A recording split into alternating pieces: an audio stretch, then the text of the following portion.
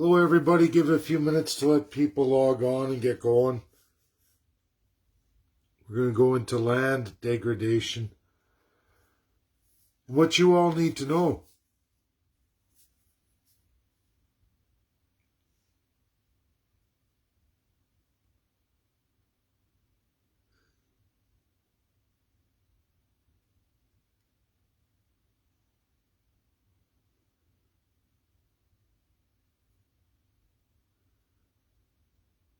See, people are starting to log on.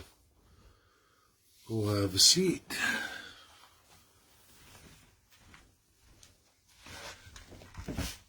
Hello everybody. Tonight's going to be all about land degradation. It's an important piece of work I've been doing in relation to the WTO. I found a nice group of them on the world stage, and they get into land rights, the civil rights. Why this is important and something that the WTO and a large group of world economists are having trouble with is country stats. And I read a powerful piece by these guys, and they're going into why is there only 7 countries reporting these critical issues when it's supposed to be a cornerstone of environmentalism, one of the tiers of the environmentalists. But they don't talk about it. They don't even put it up front, even though it's one of the most critical components of environmentalism. But you never hear any environmentalists talk about it. So world economists, specifically the WTO, has got a group of one of their branches working extremely hard on this. And I have the great pleasure of basically turning in a light bulb on a Christmas tree worldwide, a light that's been dark for a long time. And I hit a whole pile of them really hard, and it was groundbreaking for them. It was, oh my, I never thought of that. And it's good. It's nice when you can come forward, you can talk to people in these kind of forums, and then something you present absolutely makes everybody go, oh, hands up. Why didn't anyone ever think of this before? And the reason for that is very simple. Before I get into it, we're going to start with some real serious facts here worldwide that I don't think a lot of you, even world academics and a lot of experts in a lot of fields, don't understand. Civil law is a process whereby politicians dictate the will of the country. They're kind of the higher power. It's nothing like common law where you appease the average person in society. It's the politician knows better.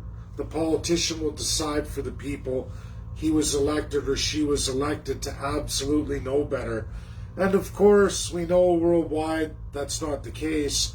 We see gross inequality, a massive, large disparity between that elite and the ultra poor, and depending on the country, there is some middle class and some higher class, but the disparity grows. I don't think there's anyone out there today that can say over the last 30 years or 15 years or 5 years you haven't seen disparity grow. In fact, disparity's grown larger, massively faster at a higher rate, and that all has to do with this misconception.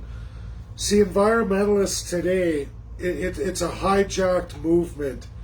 The extreme socialist, the communist side of that world, the world where this civil law, this proud-to-be politician who gets to absolutely decide everything for everybody in their region or country, when they get into power in those systems, they absolutely do not administer civil rights. And what are civil rights? I know when I say that word, you think, oh, minorities. We look at America, the blacks in America. We look at the American Indian in Canada. We look at First Nations. You can apply this throughout the world in different rhyme or reason. Union people understand their civil rights if you are not codified in a constitution. When I say civil right, it's outside of the federalist power, okay? That's really what we're talking about in civil rights. Civil rights are when the federal government of the country you're in hasn't codified a specific right to the people, and in fact maybe put it in another power, a division of power. For Canada, the US, that becomes state, or in Canada becomes provincial. Now, states codify constitutions in the United States of America. There are some older ones than the Constitution of Canada. In fact, many states are that in that respect, especially the original 13. But Canada, there are no constitutions whatsoever in any province. There's Quebec, who hasn't finalized a constitution. They just adopted a little small Bill of Rights that is a much older version of Canada, more the French Canadian. But civil rights, specifically property rights, when you look at this entire world, countries don't report on land degradation, meaning the destruction of the land, because most governments in this world own all the land. That's what world economists aren't factoring in here. That's what the WTO hadn't taken into perspective, that the idea of property ownership and that civil right, although codified internationally in binding law, that is not 70% of the world.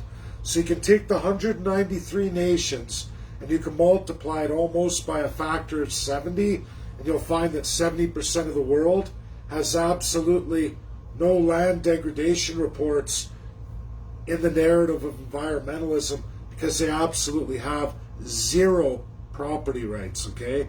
China, right there, zero property rights. So, of that 30%, there are countries with civil right to property, and of them, only a very, very small percentage, less than 6%, have any kind of report on land degradation. And the only reason why the countries have it is because the regions inside those countries did the work and transmitted it to the government. Because if it's not codified as a constitutional divisional power of a country who has civil rights, meaning of that 30%, if it's not codified in any way to that federal government, they're absolutely not going to report any environmental statistics of land.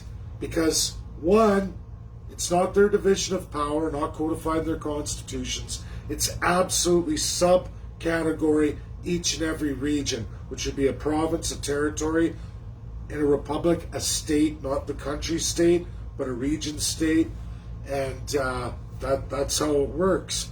So to get more data above 7 out of 193 countries, at maximum, you're likely only to see 68 countries, if you're lucky, who can actually report, and they won't be in any kind of absolute report covering all the regions. It's going to be broken up depending on the region.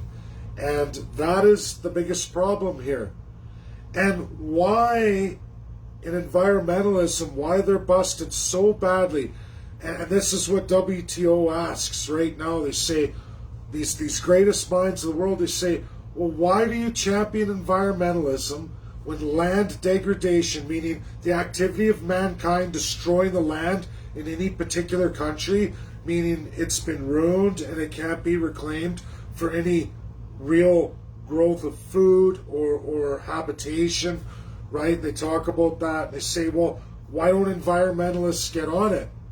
Well, that's a simple, very simple answer. Because the environmentalists of today, the Green New Deal, that agenda is absolutely pure socialist, communist. That's the socialist side of the reset. You won't hear Greta Thunberg ever talk about land degradation, because that would be admitting that international law requires each and every human being on this earth to have rights to property, meaning your own piece of this earth. And if we did that, that would absolutely end all forms of communism, extreme civil law socialism. You see the problem here? Environmentalism is absolutely bullshit. It's absolutely bullshit. If you can't factor degradation, land degradation, which by large, 97% of the world does not report land degradation. And because of this, as people are starting to wake up, as world's mightiest minds are waking up on this earth, they're figuring it out. There's your answer to the absolute 100% bullshit of environmentalism. It has absolutely nothing to do with protecting the environment or making the world a better place, but has everything to do with absolutely communism. The green is the new red. This light bulb I screwed into this world Christmas tree of some of the greatest minds in the world on just one comment, just from one part of the world in a country that does have the civil rights, but as a codified constitution I know very well, that transfers that division of power.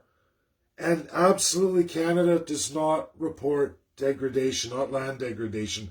They don't report out to all of these world organizations. They don't.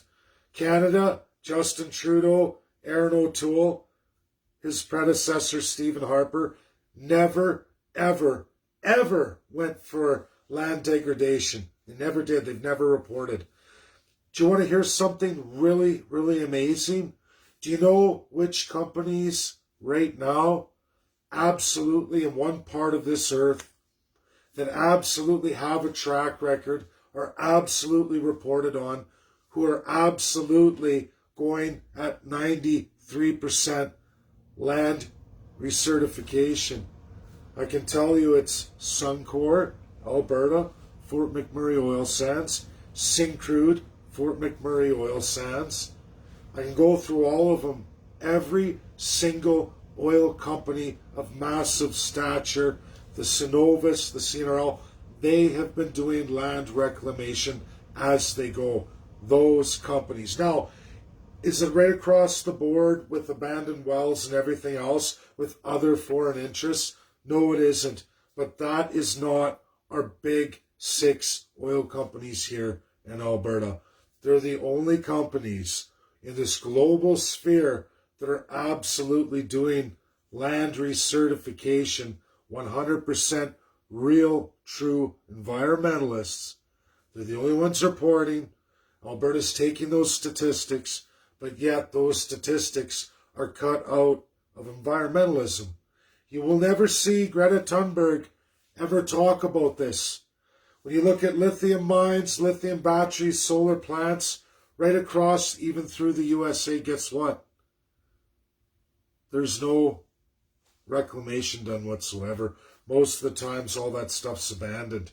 In the green agenda of energy that's a failure, they absolutely abandon it all. They leave it there. The mines, the lithium mines, solar plants, the glass and the fiberglass, the tubes, all just abandoned. The land's left to rot.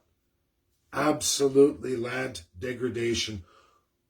One of the top narratives supposed to be of environmentalism. Scratch that one off the list. Do you all now see, as WTO has woken up today, I've really rocked that organization and that small portion of it. It's not the end-all and be-all of WTO, but I'll tell you, it's part of their inner machine, and they've been rocked today. Absolutely rocked today. People are on it now. People are going to go through regions. They're going to start looking at this, and then they're going to start dividing the line between who's wrecking the land and who isn't. And then that's another narrative for environmentalism. The real narrative. Oceans too, I got to be honest, everybody, and I'm not some kind of environmental guy. I'm a landlocked guy in a region that's landlocked, zero access to the ocean, not even close. And you know what? Those regions that scream all of this socialism, the green communism, green is the new red, what are they doing for the oceans? Oh, single-use plastic, Trudeau says. But you see how there's a tidewater set of rules, and then there's a landlocked set of rules. But yet the tidewater never addresses land degradation. Prime example, California fires, forestry management, land degradation. All the wood chips, the lithium batteries, the solar plants right across USA, right here in Canada. We're trying to get a reclamation done for Brooks, Alberta, in the Medicine Hat region in Brooks, more closer to Brooks, where they have that absolute solar plant that now is garbage and they have to deal with it, which they're proposing to do right here in my city, in my river valley.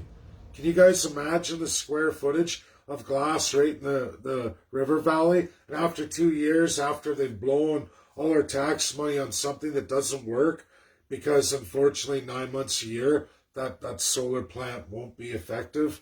And then, of course, the glass gets snow on it, gets scratched up, panels break, and eventually the city can't afford to run anymore. Where do you suppose that's going to end up? In the river, or just it's going to stay there and they're going to have a wall around it and just a fence, put up a chain link fence? Just like, what else do we see on the river valley? Edmonton Power's old plant, where the old Trappers is, go down there, that's there. A whole bunch of the river valley under silt and mud. The old Fort Edmonton, all in the mud and water. Abandoned bridges we see all over the place. Those pilings don't get pulled out. All that's left in there. There's a big difference, everybody, between real environmentalism and communist narrative environmentalism. They pick the narratives that equal wealth transfer and equality for all at the expense of any kind of capitalism. That's what it's really all about. And I've absolutely proved that all today. You can all look at this. You'll find everything I've just said to you is 100% true. And it does change the narrative. You don't need Jason Kenney's war room. What you need is academia. What you need is to reach media. To do that, you have to win academia. From academia, it goes out, because the news, they have to back up their stories too. They have to find those academics, those experts to say, hey, yeah, this is true. We never looked at this area. And I'm not slamming world academics. I definitely slam academics in Canada, because it seems they've been bought off. All the highly popular ones, the ones with these massive followings that are not worldwide, and then there's world credited experts, the best of the best, who don't even have the following that some hillbilly Alberta experts supposedly, but they're only an expert because the government of Canada has deemed them that way, because they sell the lies of your government. Absolutely 100% political, not academic at all. I've already gone through the idea of juristocracy. I think we're all clearly going to see, if I don't hear from Justice Wagner, and he's thrown off of Governor General here within the coming week, and he's replaced, we can safely all say Canada is 100% not a juristocracy. So it's still a autocracy. I say absolutely 100% autocracy. But now what about this academic world that's specific? And I'm not talking world academia, and I'm not going to lump everybody in, but let's just say, what about the academics who tell these things out, swear by them, are teaching all the students, funded by our federal and provincial governments and grants, are able to tour around, they have these massive followings, and the media utilizes them 100% of the time. They won't talk to any world academics who have completely higher credentials than our experts, but our country utilizes the ones that fill their narrative. What do you call that? Is that some kind of academic autocracy? What would you even call that? But I'm looking at that as it appears that that's absolutely how it is. And if world academia, with people who are published 10 times the amount of these fellas here in Alberta or Canada, and ladies that seem to scream this stuff out, but it doesn't match the world narrative at all, at what point do you say these people are corrupted? They've been corrupted. Media runs to them, because we know our media is paid by our federal government to the tune of $600 million. I mean, how can you justify that with such a small group of writers? How much are you paid for a government-narrated story? Look at Jason Kenney over the last 2 weeks. He's got unbelievable coverage in all the media companies that hated him just a year ago. They absolutely hated him because he was trying to give you a good narrative. And when he realized, he changed his narrative like O'Toole is. Okay, we want that media. We want that crown on our head too. We're going to follow the corruption. We're going to follow that agenda from the radical left. And we're going to convert to that. And they get an attaboy cookie from Justin Trudeau. There you go, Jason. Look how many views you got this week. Now you're up to millions. You're reaching millions of Albertans. Good socialist. Pat him on the head. Good boy, Jason. That's what he does. And that's what Jason's doing now. He's been doing it for over a year. Just look at his acts and bills. He embeds Justin Trudeau's Governor General, or he embeds the Lieutenant Governor, and it goes right back to the Privy Council, which is to King Justin Trudeau. What would possess a Conservative Premier to ever adopt anything like that? Every single bill, they were all ascended. No issues, no Lieutenant Governor come and say, hey, wait a minute. Because they're like, and our Lieutenant Governor is an absolute liberal from the federal Liberals. Absolutely. And you know what? Jason has strengthened that position in all his acts and bills. Made sure to throw it in every single one. Every single one. It's a corruption of this autocracy that's absolutely foreign owned. And if you don't think that Canada specifically, I'm not talking about the US, we're not going to go there. I'm not going to leave the realm of my region and my country. We're talking specifically about Canada. No more blaming the UN. No more blaming all these corrupt organizations, wealthy billionaires, Albertans and Canadians. We have to internally look at this. We are taken over. Our politicians are taken over. They're giving us false narratives that don't match the world scenario and the world system. And because of that, we're going down. We're being corrupted by third world autocrat dictators. Their narratives are being bought into and being presented to all of you. Just like environmentalism, I've just proved to all of you, the environmentalism we're going through in Canada is absolutely the Green New Deal, i.e. green communism. That's what it is. It's a war we've had all along, but instead of being that commie that everyone despises, they've pulled up a little, oh no, we're green now, we're the Green Party. That's what they do. Black Lives Matter, everybody. It started out for black civil rights. It was hijacked by who? The communist narrative. Antifa at one time was established, probably maybe a little misguided, but in a good light. And it was hijacked by the extreme socialists. Unions, I know this for a fact. I'm a conservative guy, but I understand the need for unions. You get your narrative out, you start growing it, you try to get some things accomplished for the locals, for the people, and the socialist communist comes in and usurps you. Just like Black Lives Matter. I had a great talk with Black Lives Matter almost a year ago during that Trump administration at the height of them, and when we were seeing all the raging riots.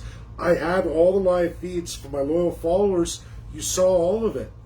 And it was live, and you got to see the military, and you watched the Black Lives Matter posters of the videos, which are still on my timeline, but they're all deleted now. The content's gone because they absolutely quit. They were hijacked.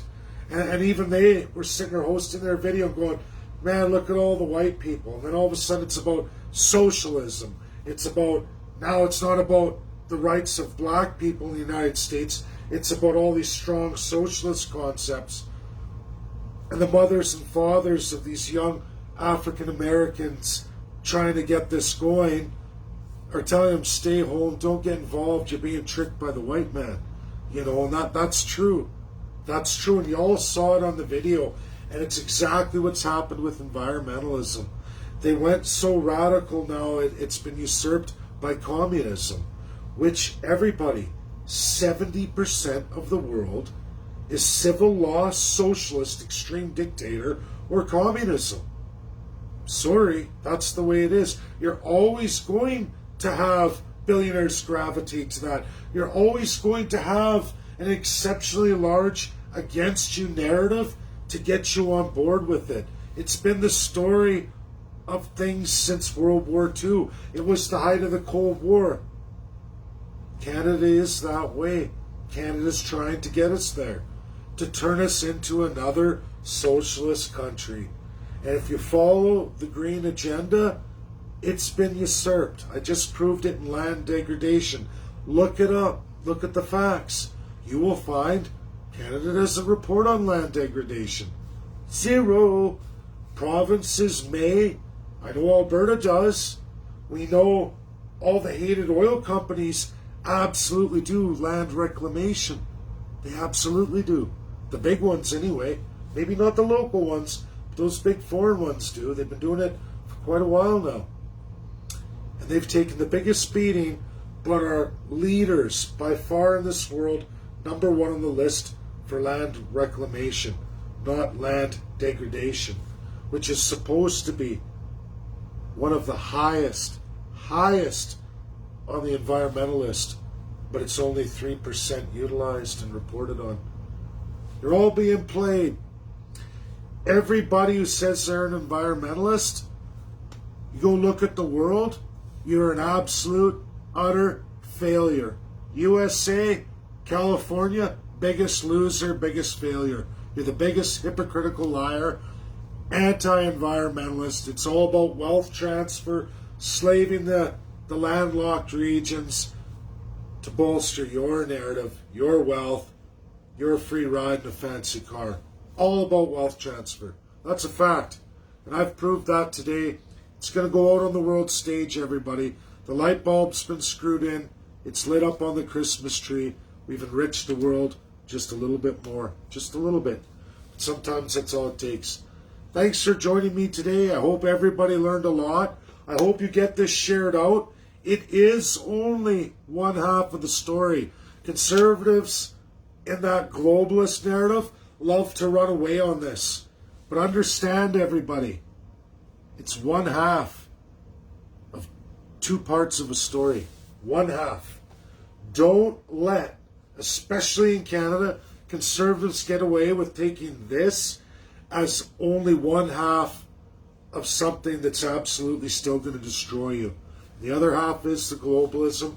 But today it's all about that socialist part of the reset, about the green communism. Absolutely busted. Going out there on world circuits now with the greatest minds of the world, and people are just tickled pink with it. Thank you, everybody. Bye now.